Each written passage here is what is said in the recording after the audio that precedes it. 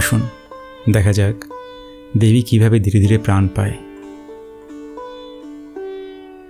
এই হলো দেবীর জন্মের প্রথম ধাপ। খড় দিয়ে তৈরি হয় কাঠামো, যেন মায়ের শরীরের অস্থি। তার উপরে ধাপে ধাপে যুক্ত হয় গঙ্গার মাটি, আর গড়ে ওঠে আদি রূপ।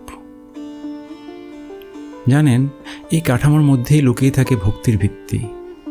কুমোর বা শিল্পীরা বলেন, প্রথম প্রলেপ হলো জীবনের শুরু, আর এই প্রলেপের মাটি শুকোতে শুকোতে রূপ পায় নতুন এক। যেন মা ধীরে ধীরে জন্ম নিচ্ছেন। রং নেই, সাজ নেই, তবু এই রূপেই লুকিয়ে আছে হাজার হাজার বছরের শক্তি। এই দৃশ্য শুধু ক্যামেরার নয়, হৃদয়ের জন্য। কারণ প্রতিটি খুঁটিনাটি আমাদের চোখের সামনে ইতিহাস লিখছে, আর রঙের আঁচড়ে মায়ের মূর্তি জীবন্ত হয়ে উঠছে। প্রতিটি তুলির আঁচড়ে রয়েছে বছরের পর বছরের অভ্যাস, যত্ন আর মায়া।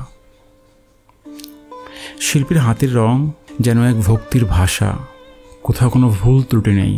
মনে হয় শিল্পীকে এমনভাবে তৈরি করা হয়েছে যে শুধু যত্ন সহকারে মায়ের মূর্তির উপরে রং তুলির আঁচড় কাটবেন। আর এই রং তুলির আঁচড় কাটা শেষেই মা যখন শাড়ি পরেন, মনে হয় সত্যি মা প্রাণ পেলেন, রূপ পেলেন এক বাঙালি নারীর, যে একসঙ্গে মা, শক্তি আর ভক্তির প্রতীক। আসুন এই দুর্গাপুজোর আবহে পৃথিবীর সকল নারীকে আমাদের এই চ্যানেলের পক্ষ থেকে জানাই কুর্নিশ, জানাই ভক্তি এবং ভালোবাসা।